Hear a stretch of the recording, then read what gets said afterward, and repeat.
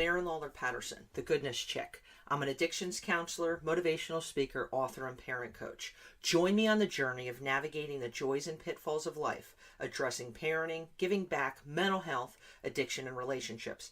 If it takes a village, then join me as one of those villagers. Villagers wanted. So today's episode is a little bit unconventional, a little bit different than things I've done in the past. I had the privilege and opportunity of spending an afternoon at a refugee camp in Cyprus. People that are seeking asylum from all parts of Europe and Africa.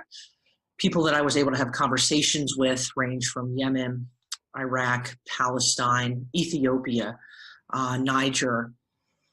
And I started with kind of documenting my feelings prior to going into the camp. I was about a mile and a half before I got to camp, pulled over.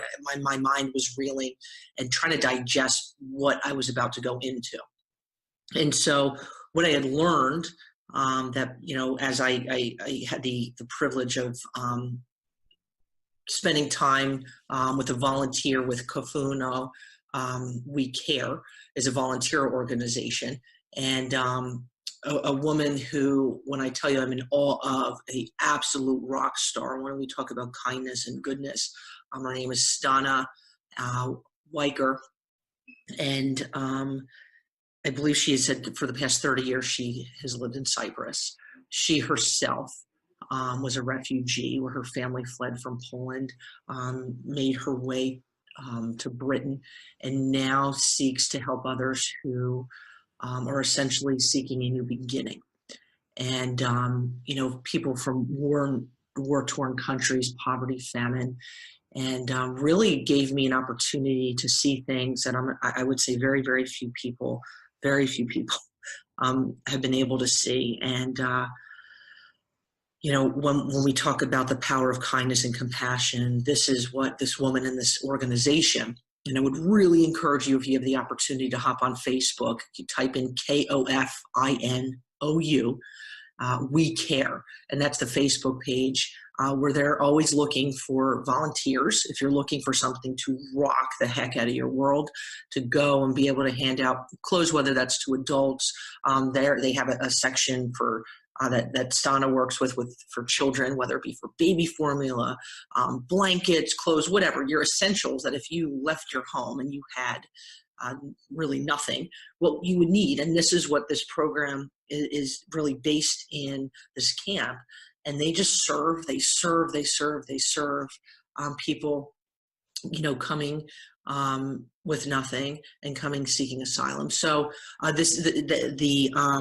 kind of the setup is definitely different than I've done. So I'm going to ask you to kind of take the sound quality with a grain of salt, because I was literally in the middle of camp when they were handing supplies out, to people about 35 feet away. And we had asked people, to keep conversation down, but things happen. So the sound quality isn't the greatest, but the content, the dialogue, holy smokes, is it powerful stuff.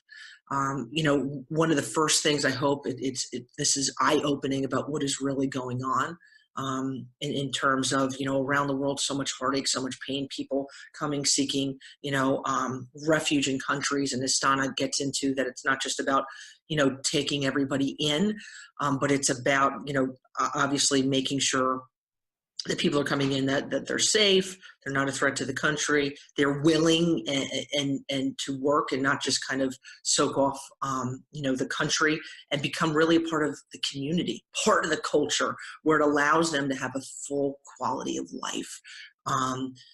That I've heard things on the radio and TV, constantly, and it hits your heart. But when I tell you, having the ability to sit down and privilege with people, and oh my gosh, holy cow, did it rock my world and did it rock my heart. And I'm really hoping that you get a lot of today's episode. Also did a blog post about this and my experience on goodnesschick.com. I hope you check it out. If you have questions, feel free to email me, Erin@goodnesschick.com, or even on Facebook, whatever works best for you. And I do want to give a big shout out and big thanks for our sponsor, which is Fire Mountain Residential Treatment Center located in Colorado, helping and providing the appropriate treatment for our young people who are hurting when it comes to addiction and mental health. And totally encourage you to hop on firemountainprograms.com and check their program out. And I do hope, and I know confidently, you're going to enjoy today's episode.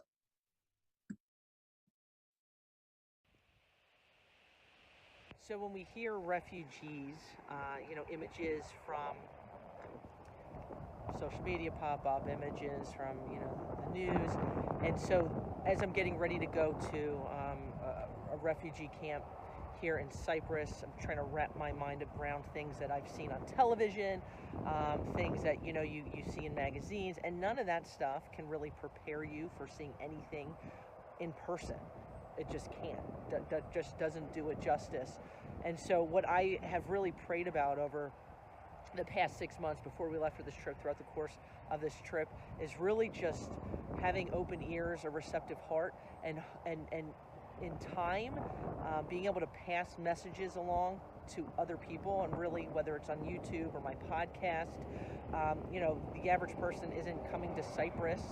The average person isn't going to be able to get, over to Israel, or, we've been in Montenegro, Albania, and trying to give people voices and platform for a voice, and sometimes it kind of can get muffled out. And when it comes to the refugee crisis, I think this is something that at times kind of, as humans, we get desensitized to, because you can't turn on any form of anything without hearing something just heavy. But I believe as human beings, it's learning how to be in tune, learning about what can we do when we talk about humanity, when we talk about the hurts, the atrocities, and there's a lot of evil in this world, but I believe there's also a whole lot of good. And I believe when we're kind of, I think, in the month of November, one of the, whatever campaigns is kindness, and learning how a four-letter word of being kind really takes a whole lot more effort than that people think it does. It takes less effort. It takes less effort than we think it does. And people think it takes more effort, and it doesn't. And how a simple act of kindness, I have extra, a few containers of soap that I was just going to chuck, or, feminine products or socks. Those things can be used by someone else.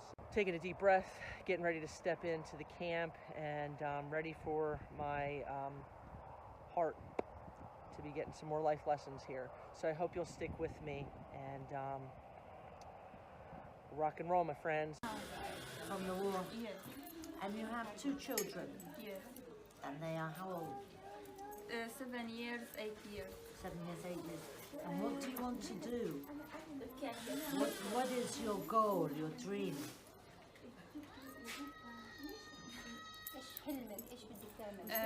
I like to go Canada. To Canada? Yes. And live and bring your family and work in Canada? Yes. And what is your job? I'm Taylor. A tailor. So you're a seamstress and a tailor. That's a very useful job. My husband is a teacher English. English teacher, husband. And are you frustrated here? Are you... Anyway, what's the word for frustrated? Yeah.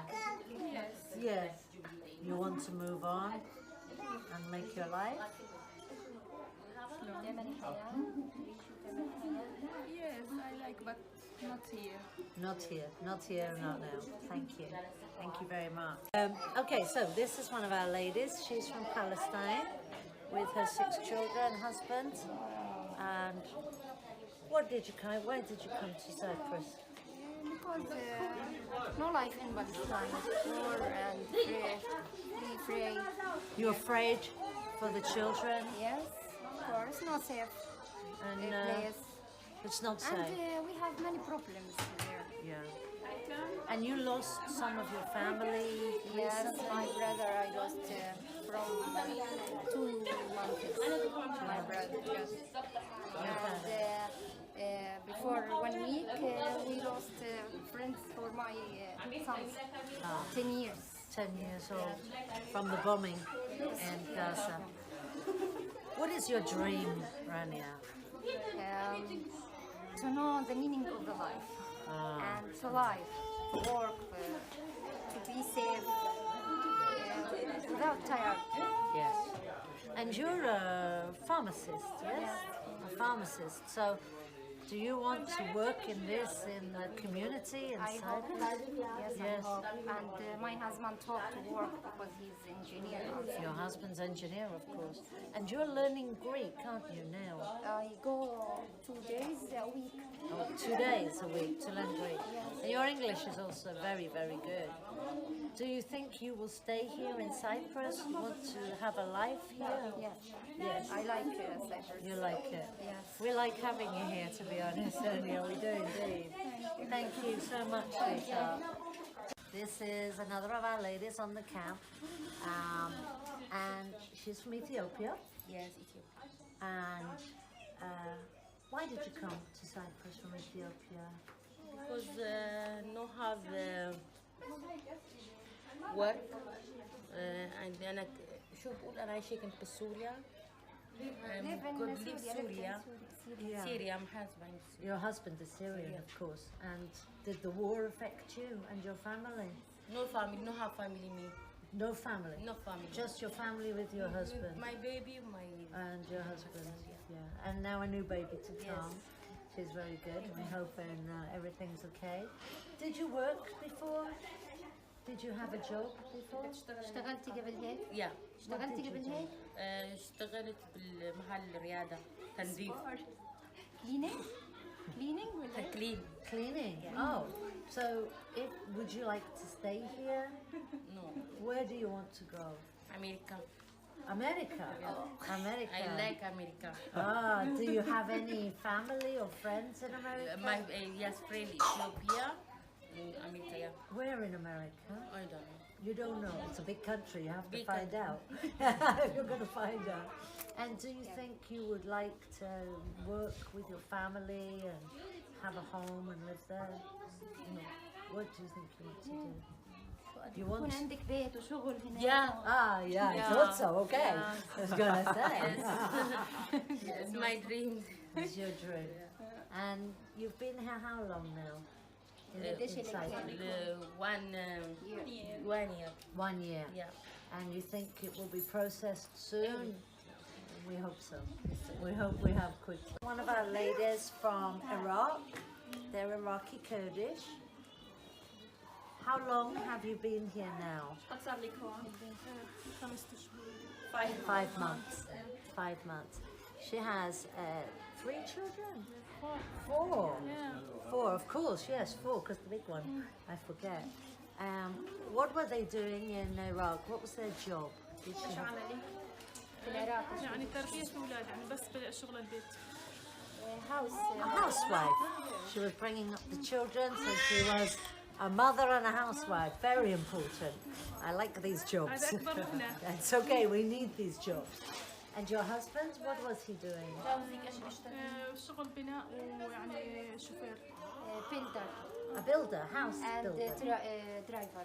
Ah, builder and a driver. وهم شغل بناء. And do you want to stay in Cyprus? Did you come تضلك to عايشة Cyprus? في قبرص؟ تعيشي في بقبرص؟ قبرص تسلم. You want to stay here, or do you have family in Europe or في America or عندك عائلة أو Canada? حدا برا بأوروبا؟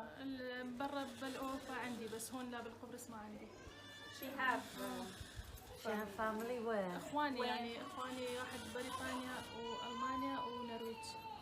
إخواني. his brothers. Brother, One brothers. in Norway, one in Norway. Germany, وإن one in بريطانيا. And one in England. Okay, so it would be good to join with your family than to be left on your own. It's important for us to make sure the refugees come and they can be with their families in the different countries where one is. It's good that the family is there to support them. At the moment, they're on their own. When they come out of the camp, they're on their own. They struggle to integrate, especially somebody that's a little older. It's hard to get the language. She's going to be a housewife to her children. She has a young boy who has autism, so she needs to care for the family. And it's important that they have a support network. So we need to make sure families are reunited within Europe, I believe. Thank you so much. Thank you. Oh, So it was a whirlwind today. Yeah. So this is kind of I usually sit down, I have my laptop and my equipment. I know that today didn't allot for that. I know you're on the run getting ready to go to Scotland. But I mean, essentially watching you're what I would say truly an ambassador of goodness for people. You are. And it's like, I always like, life is so short. You're making an imprint on people's hearts. At the same time, so many people do not know what's really going on when it comes to people. What stuck with me with you was saying these people are given numbers when they come here. It's up to us to allow them not to be just numbers. They're human beings. And as you sat, right, we sat down on a bench and you're asking questions about this person was an engineer. This person, was a stay-at-home mom. This person was a, vice president of this company. And they all have stories.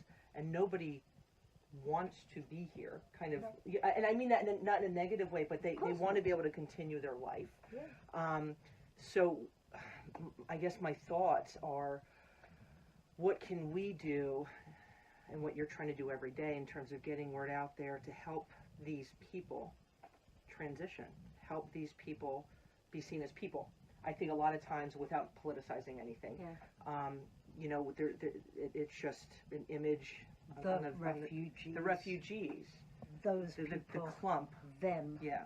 I think the biggest problem that we have is that we depersonalize when we have huge tragedies, whether it be fires in California or war in Syria or bombing in Gaza.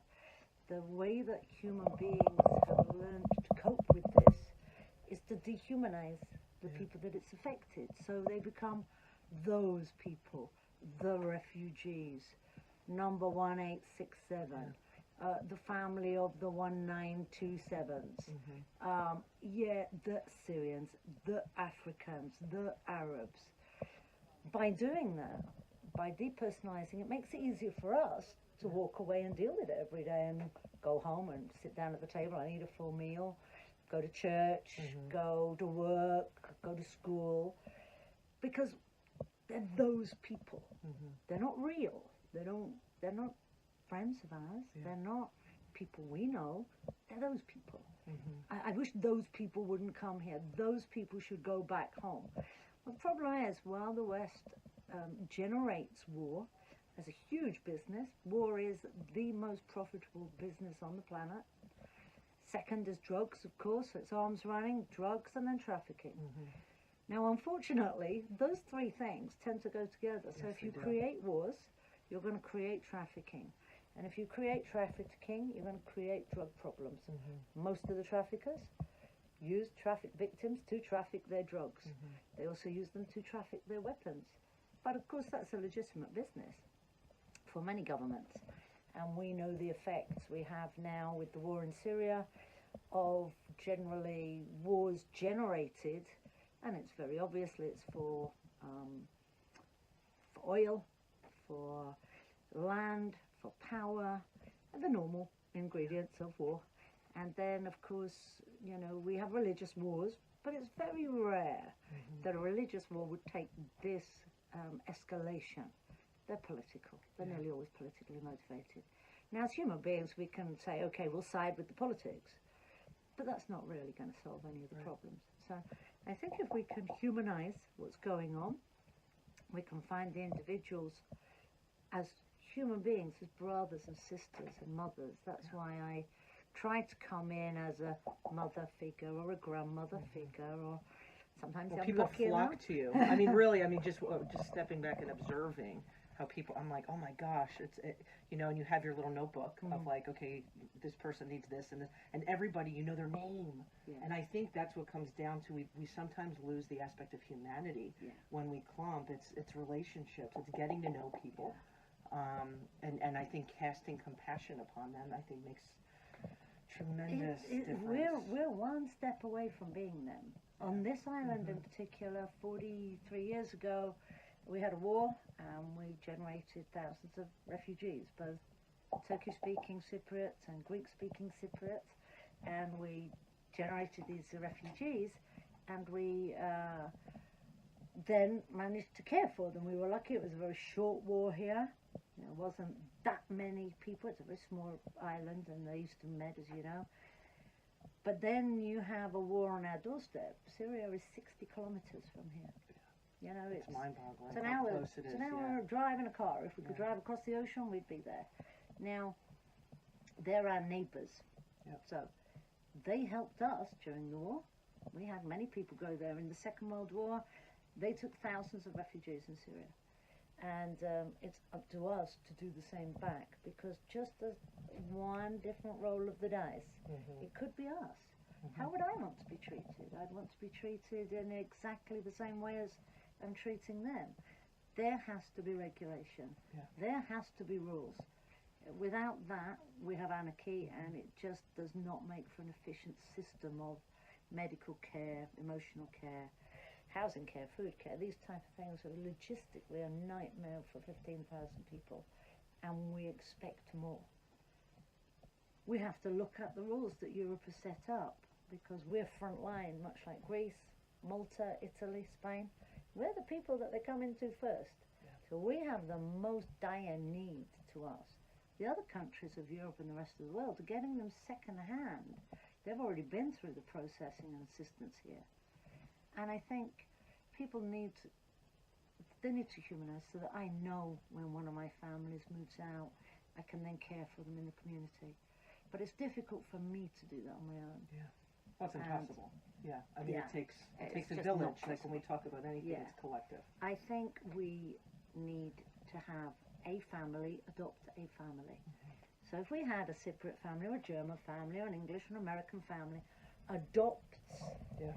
a refugee family, they bring them into their culture, their house, their family traditions, their children's birthday parties, Christmas, all of these things, and they also cross over that barrier, okay, and find out about the refugee families, the asylum seekers families, and needs.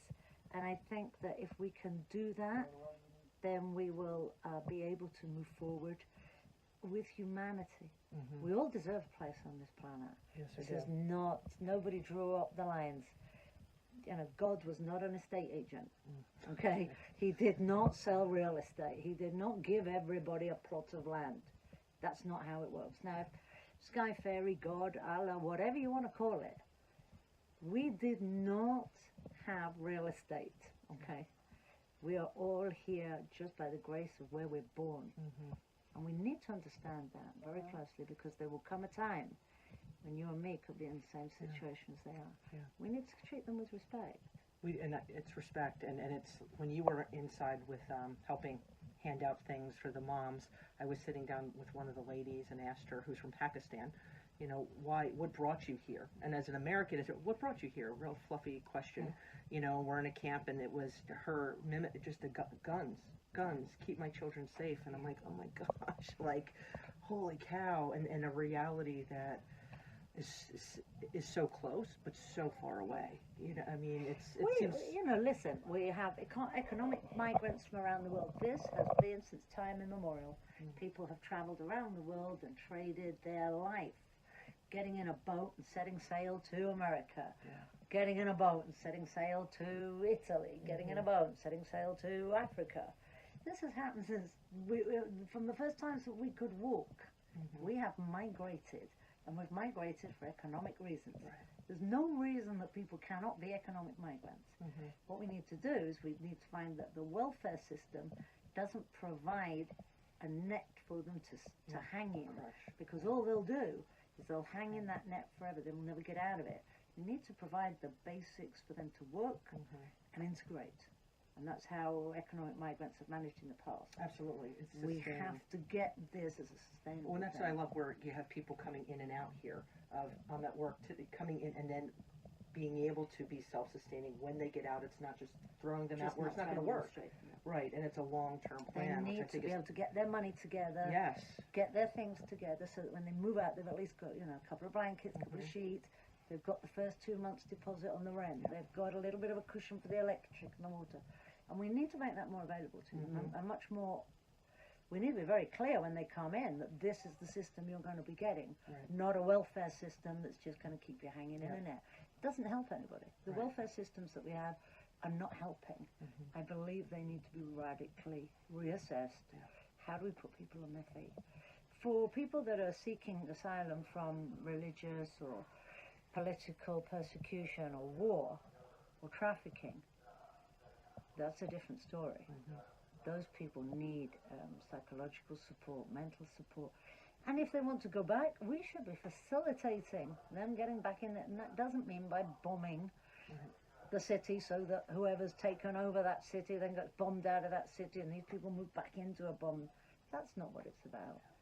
We need to be putting in place infrastructure and business schemes and not lending money at huge rates of interest that countries can't pay back. So that Well, no one wins with all these different... Nobody is winning, apart from a few very rich, in there.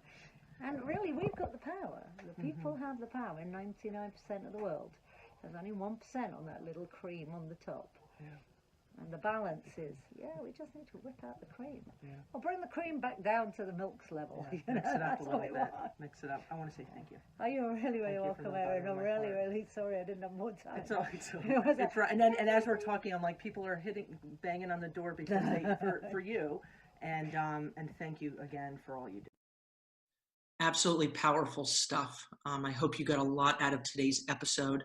If you're interested in learning more about what this outreach does that Stana's involved with, that is just doing really dynamic, tremendous things, hop on your Facebook page and type in KOFINOU, We Care, to kind of learn more, and whether that's something you feel like just being more aware of what's going on, donating monetarily, keeping them in your prayers, or even at some point you want to hop on a plane and connect with these folks and volunteer your time.